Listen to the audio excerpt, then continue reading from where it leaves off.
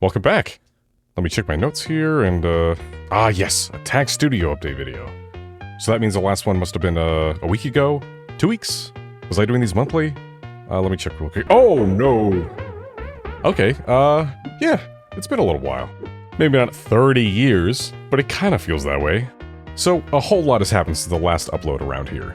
While I'd like to say that I've been juggling a dozen different projects at once, my attention really has just been tied up with TagStudio. So much so that this video you're watching is maybe the third or fourth iteration of this update. It started off as a simple devlog, and then a longer-term recap of the 9.4 update, and then this whole 6-month saga for the 9.5 update, which really is still the core of why this took so long, but now even that's been overshadowed by more recent updates. So, in order to not drag my feet any further on this, I'm going to get right into what this past development cycle for TagStudio has been like, all of the ups and downs, the exciting new features and developments, and then the not-so-exciting stuff that hopefully is at least entertaining to talk about in retrospect. Last time, I touched on the migration to a SQL-based save format, which was still in its early stages. Up until then, library data was just stored in a plain old JSON file that was convenient during early development and testing, but TagStudio was now a big boy program that needed a big boy database. SQLite was the format of choice, given that TagStudio is a local, offline application that sits on top of an existing file structure. There still are requests for different formats: Postgres, MongoDB, MariaDB, Redis, Firebase, around half a dozen intricately connected again. S3 buckets. Whether or not they make sense for the project or not. However, the biggest drawback of SQLite is that it doesn't support concurrent users very well, which is something I'd like to see in the program, but given the events of the SQLite migration, isn't something I'm very eager to jump into at the moment. Now, this is a massive change to what is essentially the core of the program. Everything from the list of files to all of your tag information and other metadata is housed within the database of your library save file. Not only that, but core features such as searching and traversing your library are directly affected by and depend on what kind of database backend you're working with. For example, with the home rolled JSON system, searching could only get so good. But by leveraging a well-established relational database system, we're able to massively boost performance in these areas, not to mention data integrity. So, you can imagine that changing this system is not only foundational to future features and performance improvements, but is a pretty disruptive thing to do, not only for planned development of the program, but actual ongoing development, such as incomplete feature branches and open pull requests. Now, I'm happy to report that after the last video was released, myself and the other contributors did manage to pull this off. Or should I say, after the last video, since that's still true, but it sure did go on way longer than I thought it would. And this changed a lot of the plans I had for not just TagStudio, but also this YouTube channel. Time is a tricky enough thing on its own. Time management is a whole other beast to wrangle. But that's exactly the kind of thing I want to talk about in this video. Not only the technical changes and processes, but some of the project management side, and how I've kind of stumbled my way into maintaining an open source project, which at times I've been good at, and other times maybe not so much. But all the while, it's been one heck of a learning experience. So grab a coffee and a cookie, because I'm going to tell you all about what happened with the mythical TagStudio 9.5 update. The update that completely changed the world. Well, okay, maybe not the world, but it changed the save format, and for a few months, basically was my world. So in order to set the stage for what happened with 9.5, I need to go back for a minute. Okay, not 30 years back, but just back enough to TagStudio 9.3. It was around this time that a handful of volunteers wanted to take a stab at implementing the SQL system that had been discussed in the weeks prior to that point. And a stab was taken. And then another. And then another. Since originally developing this solo, I had assumed that I'd be the one eventually implementing this. since it's something I knew was important to the program well before it was open sourced. But at this point, I was just happy that there were so many people around volunteering to take up such an in-depth task. But as each successive attempt continued to face issues and fall behind, I had the nagging feeling that maybe things would be better if I just rolled up my sleeves and did this myself. Though besides having enough on my plate already, there was still pull request draft number 332. The latest attempt to migrate from the JSON backend to SQL hadn't failed yet. It was still humming along in the background as I continued moving forward with the project's development, including all of the new features and fixes for the then upcoming 9.4 update. Not to mention editing the previous video for the channel. Sorry, I said finishing the features for the update. No, like completed, like it's finished. Finishing up. Okay, so a quirk about open source development is that it's really difficult to do something like a feature freeze, where everyone halts work on new features and just focuses on getting bugs patched for the next update. When you don't really have control over what people work on, a whole lot of effort can end up being wasted on irrelevant parts of the project. You can have a public project board, pinned issues in the repo for ongoing changes, a Discord channel with announcements on the status of development, but there's not much you can really do to stop people from submitting new pull requests in the late stages of an update, or even worse, a refactor. And since the last video came out about a week or two before this 9.4 update, new contributor traffic to the project was high, meaning a whole lot of people who weren't familiar with what was going on with the project were suddenly trying to add all these new features, despite ongoing refactors and conflicting feature branches. And for an update that was already taking much longer than usual, I just couldn't spend any more time fitting in new features and rebasing existing branches this close to release. This unfortunately included a lot of cool stuff that I would have loved to have in this update. PDF and open document thumbnail support, the ability to delete and merge tags. Yeah, the ability to delete tags wasn't even in yet. It's a long story involving putting it off, open sourcing early, wanting to get it right, but at least in the next patch or so, this stuff can finally be added. Wait, hold on. 332. It's marked as ready for review. This was unexpected, to say the least. I honestly kind of expected this draft to just fizzle out like all the other ones. But it was ready. Well, sort of. It wasn't really ready. In fact, in hindsight, I'm not even sure what state I would describe this as. But it ran. You could literally open up the program, literally create a new library, and literally view files and tag them and stuff. Unlike the attempts before it was something. There was just one small problem. Just one? Why does the glowing heckler voice just sound like me now? Because I am you. From the future.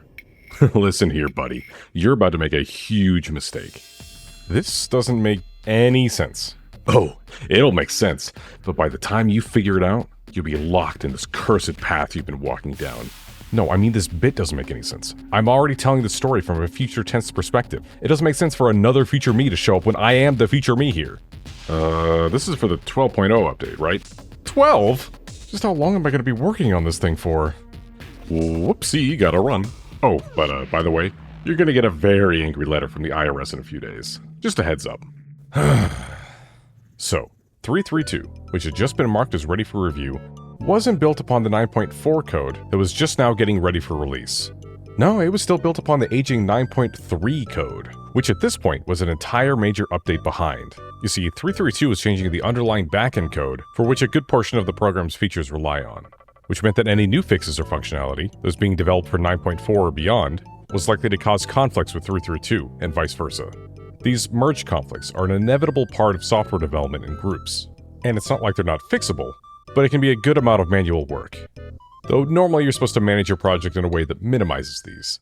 And they should only really crop up in parts of the codebase that are supposed to change, not just everywhere. Huh. Yeah, that's a bit odd. Oh well. Anyway, this was the whole database backend we were talking about. It made sense for it to take time. It made sense for it to change a lot of code. So naturally, there was going to be lots of conflicts. It was unreasonable to expect it to catch up with every change going on around it. All of this was surely normal. Now, as the sole maintainer of the project, it's my explicit job to personally verify and approve of any incoming changes to the codebase. And one principle of maintaining a software project I believe in is don't accept any code that you don't absolutely understand. Otherwise, you can't properly maintain your own project if you don't have a complete understanding of how everything's working. That's why it's super important when reviewing a pull request to look over each and every line, test it thoroughly, and ensure that— Holy! 85 files changed? Are there even that many in the codebase? Over 6,000 lines changed? It took this much to save to a SQLite file? Well, yes and no. Definitely no. Remember how I said there were ups and downs in this video? These are the downs, baby. Buckle up. These are the mistakes and the regrets. There was the mentality at the time that since this PR was already changing a lot of the codebase, that maybe you could go ahead and knock out a couple of other large additions and refactors that the project also needed. This included a logging refactor, a testing suite refactor with the addition of lots of new test cases, specifically, but not limited to, the new SQL systems, additional workflow and linter changes, and— wait, why is everything enums now? Well, whatever. This was important. So much work had already been poured into this, and we needed this SQL migration. And it was almost done now. Well, done wasn't the right word. There were a lot of known issues with the PR at this stage. Yeah, the basics were there, but there was a lot of missing functionality still. But there was still time, and I'm sure that with a rigorous feedback cycle of testing and— no, sorry, I can't accept this PR right now. I'm kind of in the middle of a different one here. We got an update and then this whole thing. I'll make a video on it, don't worry. Yeah, with a lot of rigorous review and testing— sorry, no, I can't take that one either. There's a feature freeze, sort of like check the Discord if you're in there. Here's the link if you're not. No, okay, cool. Yeah, a lot of rigorous testing.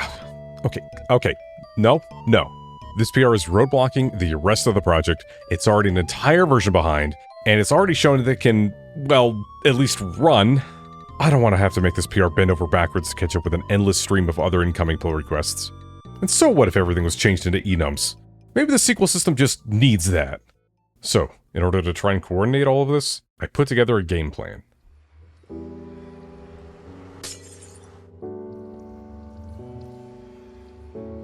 Version 9.3 represented the current live version of the program. Development on 9.4 was being finalized, and any remaining open pull requests that didn't need any more reviews and were good to go were to be merged into the 9.4 feature branch.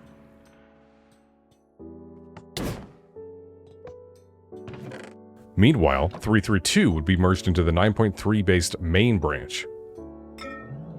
This was going to put the project into a state of limbo, where many parts of the program would no longer be fully functional with the current SQL system. The main branch would then be considered experimental until full feature parity with the JSON-based version was reached. I figured, hey, this is a weird situation, but we're not on any package managers, we only release from the GitHub releases page, and if anyone's building from Git, then they'll see these huge banners plastered at the top of the README and contributing pages. And for good measure, I'll put a big experimental notice in the application title bar itself. Now how could any of that get missed?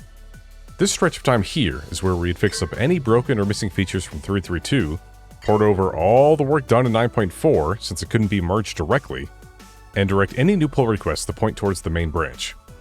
If someone wanted to add something to the program, they would have to work with the SQL system instead of against it now. This would mean that the 9.4 branch would unfortunately meet a strange dead end instead of a proper merge into main due to how much 3.3.2 changed things.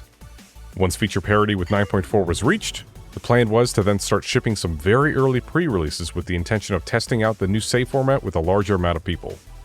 If any critical issues were uncovered, then we could catch them early before the full update shipped, and before we started work on actual features for 9.5.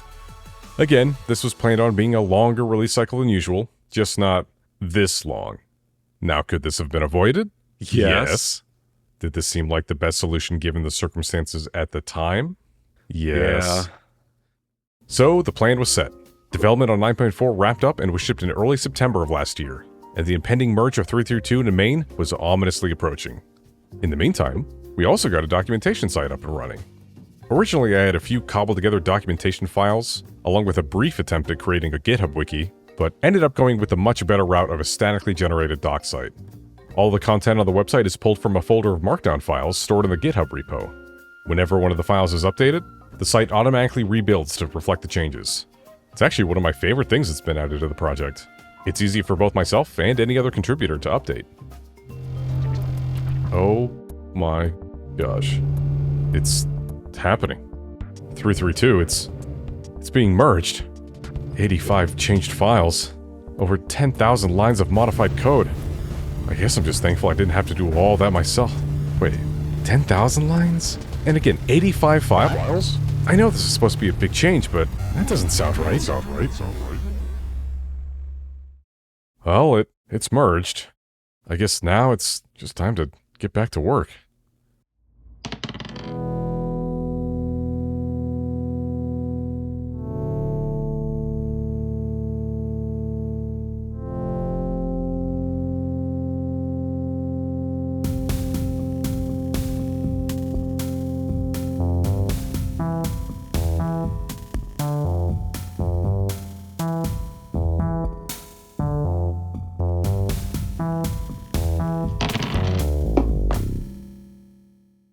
A little bit of Will Smith Genie, a little bit of Smurf, and then a little bit of Blue Dabba D. Yep, one thing I mentioned in the last video that I did manage to make happen was a foray into live streaming over on Twitch. Up to 5 times per week running from September to December of last year, I streamed the development of this update with absolutely zero distractions or diversions. For like a little bit. Wrong. My eyes defocus so quick. Jeeves mode. We run it. We Jeeven it. The chat is all Jeeves. One of the first tasks related to this update that I took up was porting some of the changes and features added in the 9.4 update over to the sequelized main branch, as well as some of the now stale pull requests that were open late in the 9.4's development. Normally, I would go back and ask the original authors to update their pull requests on top of the updated main branch, but the sheer scale of the changes, plus the length of time that had passed in even getting here, made this pretty, awkward. Instead, I opted to pull these PRs to intermediary branches, and then manually fix them up myself. I didn't feel that the original authors should have been punished due to submitting at an awkward time in development, and it would just be much quicker for me to come in and port them over since I was already familiar with both the old and new codebases. Now, I don't want this to sound like it was some cut and dry decision that I'd recommend for others in my situation either. These were some muddy, awkward, and unsure circumstances. I'm used to a lot of pull requests, especially from this era, being what we've been calling drive-by pull requests, where someone submits a new feature PR and then just moves on someplace else, dropping all communication in the process. No sticking around for fixing formatting or broken test cases, implementing recommended changes, and certainly no sticking around to help maintain the feature over time. And even though this wasn't guaranteed to be the case for all of these PRs in limbo, time was just too important of a factor, and I didn't want to wait around just for the chance of some authors returning, and then waiting even longer for another back and forth review process. Anyway, despite doing this in an effort to save time, it wasn't exactly a quick process either. Weeks went by porting what PRs could be salvaged, along with any necessary 9.4 changes they relied on. Though I'll be the first to admit that talking to the Twitch chat certainly slowed down this process a bit. Oh, okay, check this bad boy. Check this bad boy out. This desk cam. This is the camera for my 2010 MacBook Pro. Just a little something if I wanted to, if I want to make it bigger, so you can like, do a roll. Really like, oh, what is that? That's a 7. That's a 7. Oh no, it's not supposed to be buffered IO. It's supposed to be bytes. Oh, it's not supposed to be bytes. It's supposed to be byte array. Oh, it's got to be. It can't be byte array. It's got to be Q byte array. Oh no, it should have been bytes all along. As long as it's bytes.read. I've got a bigger one. Oh! Could you think of any specific examples? Because I can imagine the possibility of it, but I can't actually picture anything. Oh no, it's actually got to be bufferedreader.bytes. Oh, what's the construction for buffer.reader? Oh, it's a bytes.io. Okay, I'll make it. I will save it as a bytes.io and put that into the buffer reader. This is no bitrate. I'm holding these. Yep. Oh, you got the fraps. You got the fraps numbers up there. Oh, yeah, it has the Patreon. Oh, you did mention that. The sticky note isn't sticky to set up the Patreon. You get the stream on it. Oh, that is so cool. Look at this. I'm holding this. It's still there. It's still on screen. At the moment. Sorry. What is it? That's just Jeeves. That's just the Ask Jeeves guy. Oh, why isn't it working? Oh, because you need to put the byte array into the buffered reader, into the bytes.io for the buffered reader. It's my... How is it? Let's say I have 2 of them. This stream is deranged. And once these open PRs were ported, I still needed to port the rest of the 9.4 features and changes. Then came the task of adding back in features that weren't re-implemented in the initial SQL PR, and fixing any functionality that had somehow been changed or broken in the process. I'd say this is where the work truly started to spiral out, but really, it was just continuing the pattern that had been there the whole time. There were certain changes in the SQL PR that I had failed to catch during the review process, for one reason or another. These ranged anywhere from core systems to how UI signals propagated. Some issues with these changes were so fundamental that the best course of action was to just scoot up features slated for 9.6, ones that were going to overhaul these broken systems anyway. One feature I moved up is what I call tag categories. Tags can now be marked as categories, which are reflected as visual groups on your file entries. Grouping is automatic and is a great way for separating broad categories of tags to make them easier to parse. I was pretty proud of the solution, until I realized that the current implementation doesn't work well in certain edge cases, which I'm still working to iron out in a way that's still intuitive for the user. I could honestly make an entire video on this feature in itself, and don't exactly have the time to go too much into it here. Hey, I've heard that before. Between porting features, completing the implementation, fixing functionality, and developing future features earlier in order to fix further issues, things took a lot of time. I found myself doubling down on trying to fix TagStudio and release the 9.5 update over everything else. I would just stream TagStudio development on certain days and then continue to work on it off camera and in between streams. The Obsidian-related video I teased at the end of the last one was put on the back burner. I even eventually stopped streaming entirely in order to push 100% into getting this update usable. And despite thoroughly burning myself out on the project, it still felt like the finish line was impossibly far away. I'm not gonna lie. This period of development was not fun. It felt so far removed from the original program that I used to be tinkering with by myself in my free time. Now I was doing code reviews, coordinating conflicting development, and most of the code I wrote during this time was just to fix other existing code. I wasn't motivated to work on TagStudio at this time. I was just running as hard as I could to escape from the tunnel of endless issues.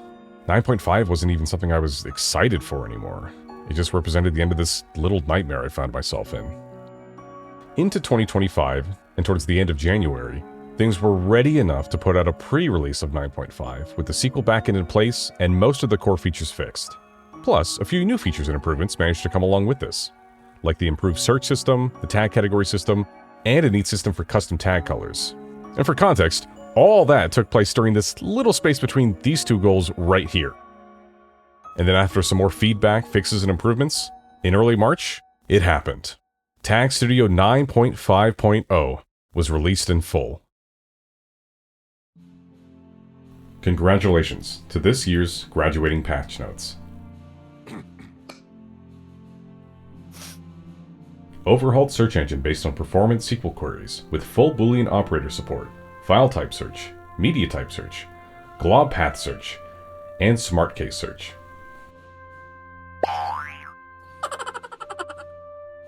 Sort results by date added to library. Basic autocomplete for searches. Replace the tag field system with tag categories. Tags are now grouped by user-defined categories on file entries. Added SVG, PDF, EPUB, Open Document, and JPEG XL preview support. Yeah, JPEG XL. Love JXL. Added animated GIF and WebP preview support. What about animated JXLs? Added a thumbnail caching system. Added audio playback. Added the ability to delete tags.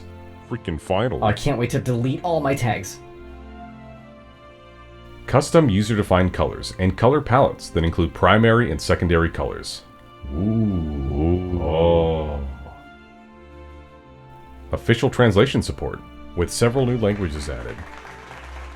And finally, the JSON save format has now been replaced by the more stable, scalable, performant SQLite format.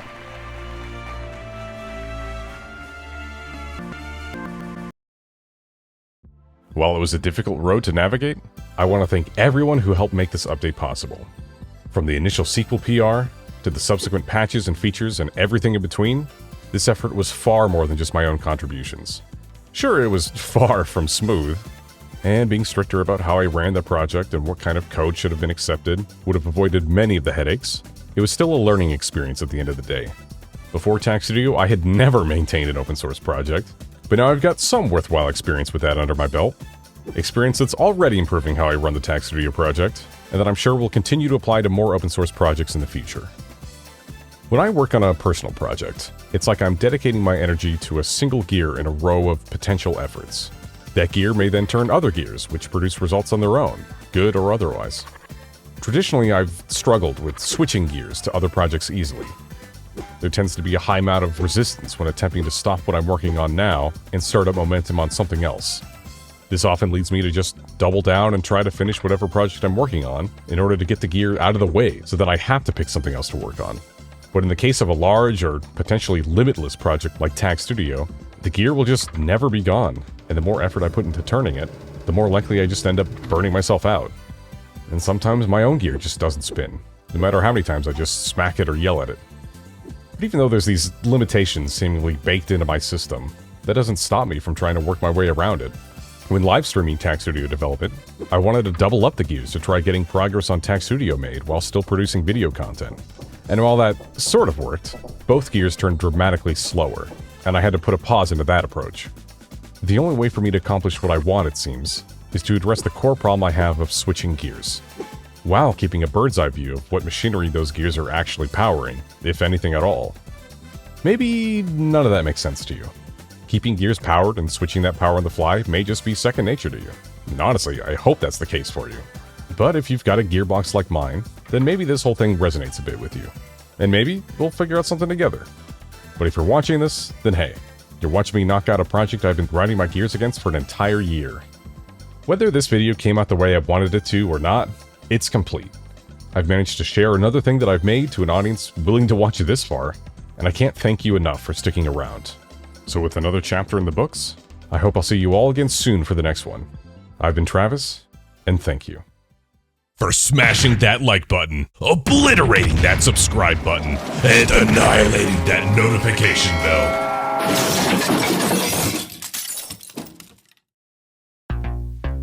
Seriously, thank you for sticking around this long. I guess this is the part of the video where I should mention that I have a Patreon now, which doesn't really have any direct rewards or anything at the moment, but it's still a much appreciated way to say thanks and to help support me doing more of this, whatever this is. And at the risk of uber cursing myself, I think I can confidently say that I'll have another video out in less than a year this time. I've got some ideas cooking, just give me a moment to check out this PR for 9.6. A proposed migration to NoSQL. What could go wrong?